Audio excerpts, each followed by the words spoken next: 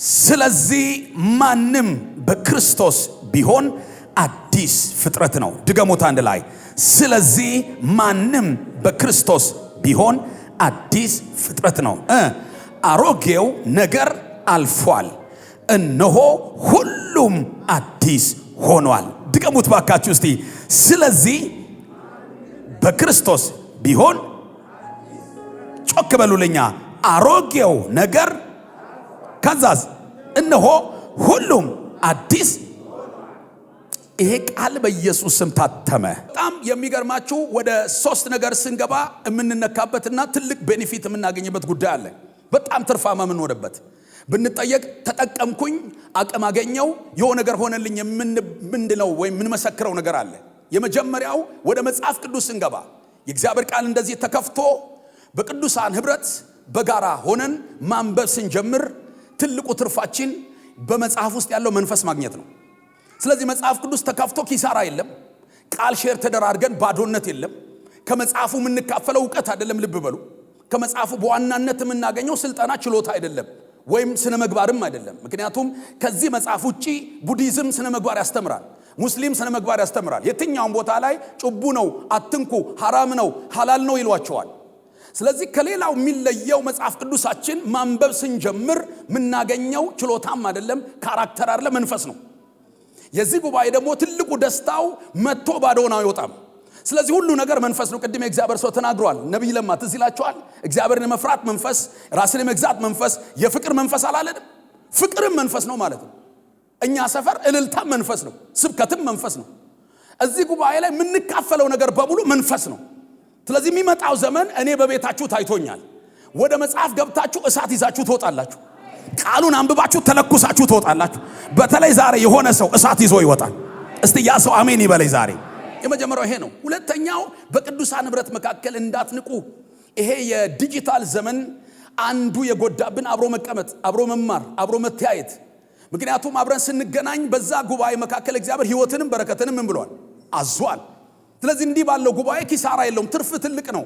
ምናልባት ደክሟችሁ ነው የምትመጡት። ከስራ ከሆነ ቦታ ላይ አቅማታችሁ ልትመጡ ትችላላችሁ። ስትወጡ ግን ኃይል ይዛችሁ ትሄዳላችሁ። ስለዚህ ወደ ቃሉ፣ ወደ ቅዱሳን ህብረት፣ ቀጥሎ ወደ ዲቮሽናችሁ ስትንበረከኩ።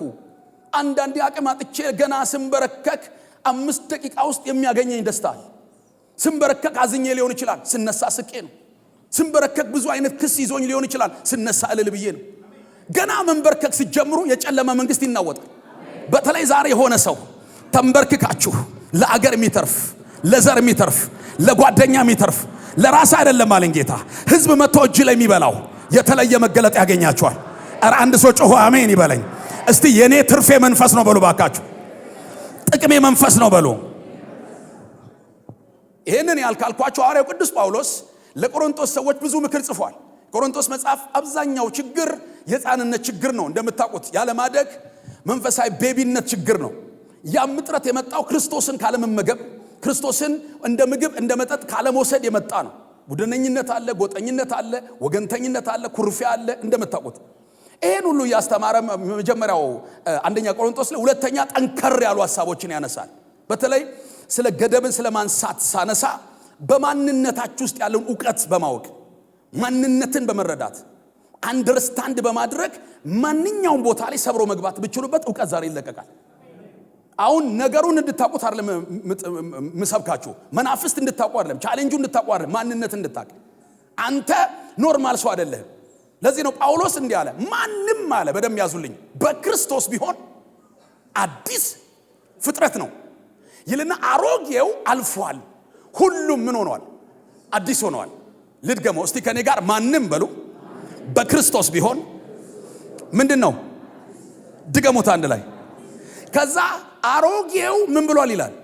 አልፏል ይልና ስንቱ አዲስ ሆነ ይላል። ሁሉም። የመጀመሪያ ስትረስ እንድትሰጡልኝ የሚፈልገው ወገኖቼ፣ ማከብራችሁ ወዳችሁ ቤተሰቦቼ፣ ማንም ነው ኢፍ ኤኒ ማን፣ ወንድ ይሁን ሴት፣ ደሃ ይሁን ሀብታም፣ የተማረ ይሁን ያልተማረ፣ የትም ገጠር ይኑር፣ ማንም ሰው ለሁሉ አቬሌብል የተደረገ መገለጥ ነው። ይሄ የተለየ አፖስቶሊክ ኦፊስ ውስጥ ያለ ፕሮፌት የሚባል እንደኔ ኢቫንጀሊስት የሆነ አይደለም። ማንም ትላንት ወደ ጌታ ቤቶ እዚህ መካከል ይገኝ። ምናልባት የተነሳው ከጫት ሰፈር ነው፣ ግን ማንም በክርስቶስ ቢሆን ይኸውላችሁ ይሄ ሲወራ ዝርያው እንደሚወራ ስለሚያውቅ ዘሩን ያወቀ ሰው ይነዝረዋል። ማንነቱ የገባው ሰው ይነዝረዋል። አሜንታው ስለሚያንስበት ሊገለበጥ ሁሉ ይችላል። ስለዚህ በደንብ ያዙልኝ። ማንም ነው የሚለው ማንም። ስለዚህ ጎናችሁ ያለውን ሰው መናቅ የለባችሁ። ምክንያቱም ለዚህ ትምህርት ለዚህ መገለጥ አቬለብል ነው። የተማረ ሊሆን ይችላል፣ ቴዎሎጂ ላይ ገባው ይችላል፣ ምንም ብትለው ላይረዳ ይችላል። ግን በክርስቶስ ከሆነ አዲስ ፍጥረት። አንድ ሰው አሜን ይበለኝ። ስለዚህ አመጣና ኢን ክራይስት መሆን ነው ዋናው፣ በአዳራሽ መሆን አይደለም። ብዙ ሰዎች ቸርች ይመጣሉ፣ ብዙ ሰዎች ብዙ ቦታ ይገኛሉ። እኔ እዚህ መምጣታችሁ አያስደንቀኝም። እዚህ መሆናችን አይደለም።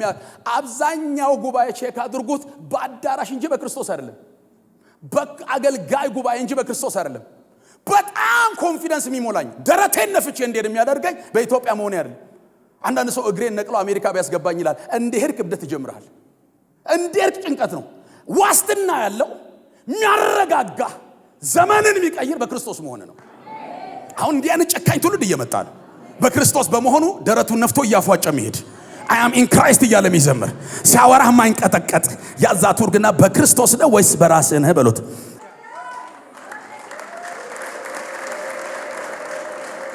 any man በክርስቶስ ቢሆን if any man in Christ በሱ ቢሆን ይልና አዲስ ፍጥረት ነው የሚለው።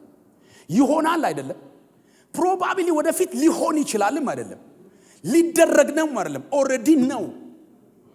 አሁን ካንቺ የሚጠበቀው እኔ ብለሽ ስታስቢ የስምሽን ያህል በእምነት ለማመሆኔን አልጠራጠርም። አንዳንድ ሰው ሲደነግጥ እኮ ስሞት ማን ነው ሲባላሉ ስሜን ማን ልበል ንገሩኝ አሉ ቤተሰብ። ለካ ሰው ሲደነግጥ ስሙም ይጠፋዋል። አላታ ካራራ አዲስ ፍጥረት አለ እዚህ ቤት። ኒው ብራንድ፣ አዲስ ክሬሽን፣ አዲስ ማንነት ታይቶ የማይታወቅ። እኔ እኮ እልል እንድትሉ የምፈልገው እዚህ ላይ ነው። በእነ አብርሃም ዘመን ያልነበረ አዲስ ፍጥረትነት በእነ ሙሴ ዘመን አልነበረም። በቀደሙት አባቶች አያውቁትም። ምንድነው አዲስ ፍጥረት? በታሪክ እኮ ሆኖ ማያቅ ነው የሆነው። እኛ እኮ በጣም እናከብረው ሃፒ በርዝዴይ እናትና አባት ለወለዱ ጥሩ ነው፣ ይከበር፣ ችግር የለብኝም፣ ያከብሩልኛል። ኮሜንት ማድረግ አልችልም፣ ያቅተኛል ብዙ ጊዜ። ይቅርታ አድርጉልኝ ኮሜንት ለማላረግላችሁ ሃፒ በርዝዴይ። እኔ ማቀው ከአባት መወለድ ነው። እሱ ኤክስፓየር ዴት የለው። 60 ሻማ ለከሰ ያል ጥርስ ወልቆ እሱ ያላፊ ነው። ይሄኛው አሁን ግን ወይኔ የሆነ ሰው ቢያገኝ ደስ ይለኛል። ያዙትና ጎናችሁ በክርስቶስ አዲስ ፍጥረት ሆነሃል በሉት። አሮጌው አልፏል በሉት። ልንገራችሁ ዛሬ ስማችሁ ተቀይሯል። ጎረቤት ደደብ ይልሃል፣ አንተን ግን ጌታ እንዲል አዲስ ፍጥረት። መስሪያ ቤት ሰነፍ ይልሻል፣ አንቺ ግን አዲስ ፍጥረት። ይሄ ቤት ጮሆ አሜን ይበላኝ ዛሬ። ስለዚህ አሮጌው ሁሉ አልፏል። አሮጌው ማለት በጣም ስሙኝ፣ ማን ነው አሮጌው? ኦልድማን አዳም ነው። አሮጌው ማን ነው? ሙት መንፈስ፣ ኮራፕትድ ነፍስ፣ የተመታ ቦዲ ማለት ነው። አዳም ባጭር ቃል መንፈሱ ሙት ነው፣ ነፍሱ ኮራፕትድ ነው፣ ቦዲው በአጠቃላይ በብዙ ነገር ኢንፌክትድ ነው።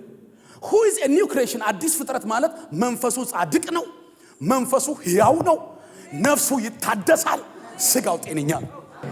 አዲስ ፍጥረት በጣም ሚስጥር ነው፣ በጣም ሴክሬት ነው። እሱ ላይ ነው ከዚህ በኋላ ምን ገባው ዛሬ። ታዲያ ይሄ መንፈስ እንደ ዳግም ውልደት እንደ አዲስ ፍጥረት የተደረገው እንዴት ነው ተብሎ ሲጠየቅ የራሱን የእግዚአብሔርን ዘር ተካፍለን ነው።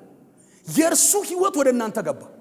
ያ ህይወት ባይ ኔቸር ገደባ ይዞ ስትወለዱ አሉ ሰማይ የገባ ውስጣቸው አንሊሚትድ ላይፍ ነው አሉ። አሁን ይሄ ሞባይል አንሊሚትድ ይሞላ የለ? አንሊሚትድ ሞልተ ትጨነቃለህ? አሁን የዓመት የሞላ ሰው በጌታ በኢየሱስ ስም እንዳያልቅ ጌታ ይላል እንዴ? ሲደውል ራሱ እንዴት ነው እንዳይቆጥርብህ ዝጋ ሲል ተው ችግር አንሊሚትድ ነው ይባላል። አቤት አቤት። ዛሬ የሆነ ሰው ውስጥ አንሊሚትድ በጌታ እኔ አሜን ያሉኝ 5 ሰዎች ናቸው። በቃ ከናንተ ጋር ቀጥላለሁኝ። ውስጣችሁ የገባ ዘር አለ። ወሬ ማይዘው፣ ሰይጣን ማይዘው፣ ካንሰር ማይዘው፣ የኢትዮጵያ ጉስቁልና ማይዘው፣ ደብተራ ማይዘው፣ ጠንቋይ ማይዘው፣ እርግማን ማይዘው፣ ጣቤት አንድ ሰው ጮሁ አሜን ይላል። የተቆፈረ ጉድጓድ ማይዘው፣ የመንደር ጫት ቃሚ ወሬ ማይዘው። ሁን ይሄ ነው ብራንዳችሁ ማለት የኛ ኔቸር ይሄ ነው ባጭር ቃል። ታዲያ ይሄ ሆኖ ግን ልኬታችን ገደብ የሌለው የጸደቀ ሆሊ የሆነ ስፒሪቱ ያው የሆነ ማንነት ይዘን ዙሪያችንን ቼክ ስናደርገው አያሌ ችግር አለብን። ውስን ያደረጉን ብዛታቸው ሰው ከወለደው ጋር የሚመሳሰል ነገር አለ። ውስጣችሁ ስከፍተው አዲሱ ፍጥረት ቁርጥ ያባቱ አይነት አቤት አቤት አቤት አቤት። እኔም ማረባ ነኝ አትልም ከዚህ በኋላ። አባትህ የሚረባ ነው። አባትህ ቆንጆ ነው። አባትህ ጀግና ነው። አባትህ ዘንካታ ነው። አባትህ ኩሩ ነው።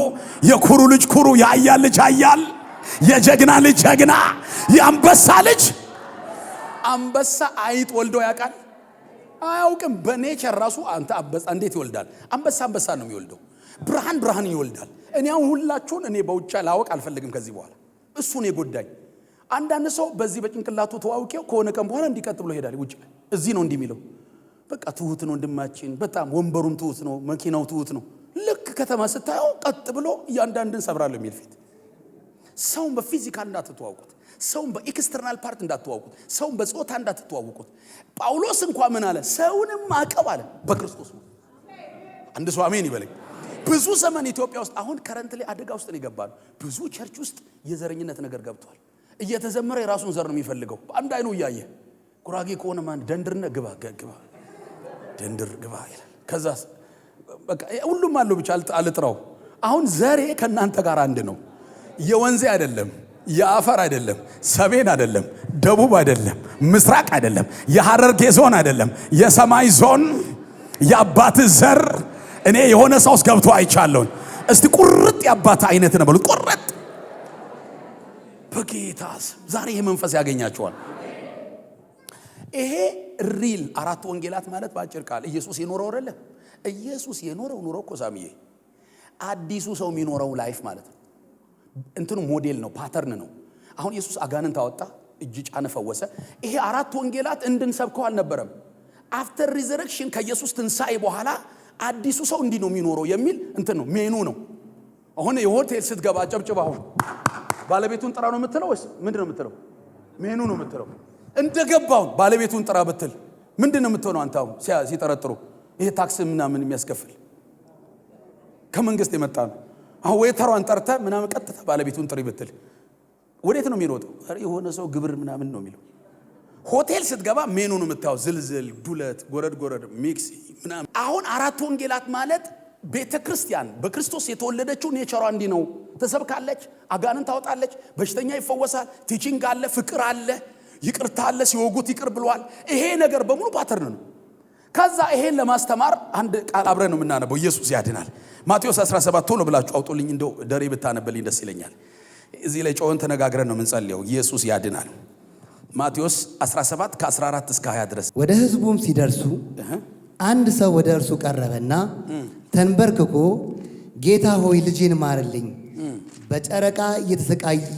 በጨረቃ እየተነሳበት ክፉኛ ይሰቃያልና ብዙ ጊዜ በእሳት ብዙ ጊዜም በውሃ ይወድቃልና ወደ ደቀ መዛሙርት አመጣሁት፣ ሊፈውሱትም አቃታቸው አለው። ኢየሱስም መልሶ የማታምን ጠማማ ትውልድ ሆይ እስከ መቼ ከእናንተ ጋር እኖራለሁ? እስከ መቼ እታገሳችኋለሁ? ወደዚህ ወደ እኔ አምጡት አለ። ኢየሱስም ገሰጸው፣ ጋኔኑም ከእርሱ ወጣ። ብላቴናውም ከዚያች ሰዓት ጀምሮ ተፈወሰ። ከዚያም በኋላ ደቀ መዛሙርቱ ብቻቸውን ወደ ኢየሱስ ቀረቡና እኛ ልናወጣው ያልቻልነው ስለምን ነው አሉት። ኢየሱስም ስለ እምነታችሁ ማነስ ነው።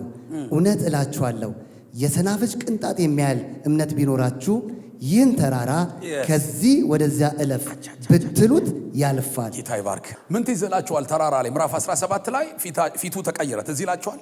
የመገለጥ ተራራ 16ኛው ላይ የምናውቀው ታሪክ አለ። ዋናው ሐሳብ የሱ አይደለም።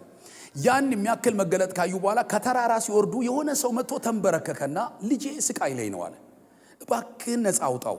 ወደ ደቀ መዛሙርቱ ምን አልኩት? አመጣውት። ምን አላሉትም? ነፃ ሊያውጡት አልቻሉም። ስለዚህ እባክህ እርዳኝ ብሎ የታመመው በመናፍስት የሚጨነቀው ልጁን አመጣ። ወዲያው ኢየሱስ ክርስቶስ ምንድን ያለው? አንተ የማታምን ጠማማ ትውልድ እስከ መቼ ታገሳችኋለሁ? እስከ መቼ አብሬያችሁ እኖራለሁ ብሎ ስፒሪቱን አንፈራገጠው፣ ለቆት ሄደ ይላል ታሪኩን። ከዛ ቤት ሲገቡ ጠየቁት ኢየሱስ። አንድ ነገር ግራ ገብቶናል። ለምንድን ነው እኛ መናፍስቱን ማውጣት ያልቻልነው? ይሄ መጠየቅ አለበት። ዋይ ምንድን ነው? አንተ ስታዘው ሄዷል፣ እኛ ስናዘው ደግሞ ለምን አልወጣም የሚል ጥያቄ ያነሱለት። እኔ ይሄን እያጠናው ሰሞኑን ምን ልቤ ላይ መጣ መሰላችሁ? እነሱ አጋንንት ለምን አልወጣም የሚል ነው ሊሚቴሽናቸው። ብዙ ቸርቻችን ያለውን በመንፈስ ያየሁት ወንድሞቻችን እህቶቻችን አየዋቸው። አብዛኞቹ ደግሞ የሚጠይቁት ጥያቄ ምንድነው ታውቃለህ ዶክተር? ለምንድን ነው ጸልዬ ይሄ ነገር ያልሆነው? በጣም ለሊት ጸለይኩ፣ በነቢያት ጸለይኩ፣ ጾም ጸሎት ገባን። ዋይ ለምንድን ነው ይሄ ኬስ አሁንም እያንከራተተኝ ነው? ከስራ አንጻር የተያዙ ወንድሞች እህቶች አሉ። አንዳንዱ ሰው ጸልየናል፣ እንደውም ጌታ የተናገረ ይመስለኛል፣ ጸልየን ለምን ሞተ? ብዙ ክርስቲያኖች ምን ጸልዩት ለምንድን ነው የተወሰነው? እንለፋለን፣ እንጸልያለን፣ ቃል ይወጣል። ደሴም ደቀ መዛሙርት የጠየቁት ለምን ማውጣት አልቻለም? አንዳንዱ ለምን አላገባውም ይላል፣ አንዳንዱ ለምን አልወለድኩ? ብዙ ጥያቄዎች አሉበት። ይሄ ሊሚት ያደረገን። አሁን ለዚህ ነው ጌታ መፍትሄ ሰጣችኋለኝ። ቁልፍ ይዛችሁ ዛሬ ትሄዳላችሁ። አንድ ሰው አሜን ይበለኝ። ለምን አልተሳካልንም? ከኛ ውጭ እኮ ትላንት ጀምረው በአራት ስፍራ ብራንች ከፍተው እየነገዱ ያሉ ሰዎች አሉ። ከማንም በፊት ነው ጀመርነው። አንዳንዶቻችሁ እንደውም ሰው ሳይነግድ ሰው ኤክስፒሪየንስ ሳይኖረው ሰው መክራችሁ እንደውም ሰው ይሹት አድርጓል። እንጸልያለን። ዋይ ለምንድን ነው የምገደበው? ለምንድን ነው ቤቴ ቀውስ ውስጥ የሚያልፈው? ለምንድን ነው ልጆቼ ላይ መስራት ፈልጋለሁ ልጆቼ ተጽዕኖ ውስጥ የሚያልፉት? ይሄ የብዙ ሰው ገደብ። እንደ አገር ገደብ አለብን፣ እንደ ቸርች ገደብ አለብን። እንደ አገልጋይ የሚያስጮን የሚያስለቀሰን ነገር አለ። እኔ ጥያቄ የነሱ ብቻ አይደለም የኔም ነው። ጌታ ለምንድን ነው ይሄው? ብዙ ልምድ አለ፣ ብዙ ነገር አለ፣ ተጸልዩዋል፣ ታውጇል። ዋይ እና ለነሱ የመለሰው መልስ ለራስ ያገኘው ዛሬ ለምን እንዳላወጣችሁ ታውቃላችሁ? አዎ የእምነታችሁ ማነስ ነው። ላኮፌዝ ብዙ ታወራላችሁ፣ ብዙ ትጸልያላችሁ፣ እንደውም ችግር ነው የምታብራሩት። ዛሬ የምስራች አለኝ አላችሁ። የሰናፍጭ ቅንጣት የምታክል እምነት ካላችሁ አለ ኑ ላሳያችሁ አለ። ይሄ ተራራ ይታያችኋል? አዎ ከዚህ ተነቀልና ወደዛ ተተከል ብትሉት ይሆንላችኋል። እንደውም የሚሳናችሁ የለም። ስለዚህ ገደብ፣ ወሰን፣ ከለላ ሊነሳ ከኔና ከናንተ ችግሩን እንድናብራራ አይደለም ጌታ ዛሬ የሚፈልገው። የሰናፍጭ ቅንጣት የምታክል እምነት በቃ ተወው። ሌላውን ኢኮኖሚን አትመን፣ ደሞዝን አትመን፣ ሰው አትመን። በክርስቶስ ላይ እምነት ይሁን። ልብን በሱ ላይ ጣል። መጣል ብቻ አይደለም፣ ዛሬ አፍ ይከፈት። እኔ እግዚአብሔር እንዲበላችሁ አለ። ችግሩን አታብራሩት፣ ችግሩን ንገሩት። ብዙ ቀውስ አለብኝ አትበሉ። ከዚህ በኋላ አሁን ፊታችንን ወደ ቀውሱ እናዞራለን፣ ወደ ተራራው እናዞራለን። ዛሬ እንናገረዋለን። አይ ዶንት ኖ 20 ዓመት የቆየ ጉዳይ ዛሬ ሲንከባለላ ያለው በእውነት አሜን ያለ ሰው ይሆንለት። አብሯችሁ የከረመ በሽታ ዛሬ ወርድ ይወጣበታል። ዛሬ ቃል ይወጣበታል። አላስኬድ ያላችሁን በኢየሱስም ጌታ ያንቀሳቀሰዋል። ቆይ ጌታ ብታምኑ አለ ፈርስታን ይሄን ያዙልኝ። ሁለተኛ ብትሉት if you have faith ያውም እንደ ማስተርድ ሲድ ጥቂት የእርሾች ምንድነው የምትባለው ሰናፍጭ። ከዛ ቀጥሎ ደግሞ ብትሉት። ይሄ አሁን ዛሬ እግዚአብሔር ገደብን ለማንሳት አንደበታችሁን ክፈቱ በሏቸው አለ። ተናገሩበት። ዛሬ ካንሰር ሊገልህ ፎክሮ መጥቶ ከሆነ ምናልባት አላውቅም፣ ዛሬ ለካንሰር እንናገራለን። ወደ መጣህበት ትገባለህ። የሐኪም መረጃ እንደዚህ ሲገለበጥ እያየው ነው። በእውነት ነግራችኋል። እጢ ሲቀልጥ እያየው ነው። የደም ብዛት ሲወገድ እያየው ነው። የስኳር ደዌ ሲነሳ እያየው ነው። ማይግሬን ሲነሳ እያየው ነው። የወገብ ህመም ሲነሳ እያየው ነው። ኢኮኖሚያችሁን የያዘ ሲመታ እያየው ነው። እድገታችሁን የከለከለ ሲመታ። እስቲ ለፎነ ሰው ያዛርጉና ብታምን ብትናገር በሉት ተራራው ይነሳል። ችግርህን አታውራኝ፣ ችግርህን ንገረው። ለባራዳ ባጋዲያስ ዛሬ በአዲሱ ማንነት ልናገርላችሁ ቆም ያለው ፊታችሁ አሜን ካላችሁ ብቻ አሜን በሉ። አላስኬድ ያላችሁ ሰው ከሆነ ያ ሰው ከዚህን ቀን ጀምሮ ተነስቶ የምስራች በስልካችሁ ይመጣል። ሰውየው ያስቸገረ ጉዳይን ያጠመዘዘው ሰውዬ ዛሬ እንነቅለዋለን። ወይ በእድገት ምክንያት ይነሳላችሁ፣ ወይ በሆነ ዝውውር ይነሳላችሁ። ወደ ምትፈልጉት ኦፊስ እግዚአብሔር ያስገባችኋል። ክርስትና ጸባይ ማለት ጴንጤነት ታውቃለህ መናገር ነው።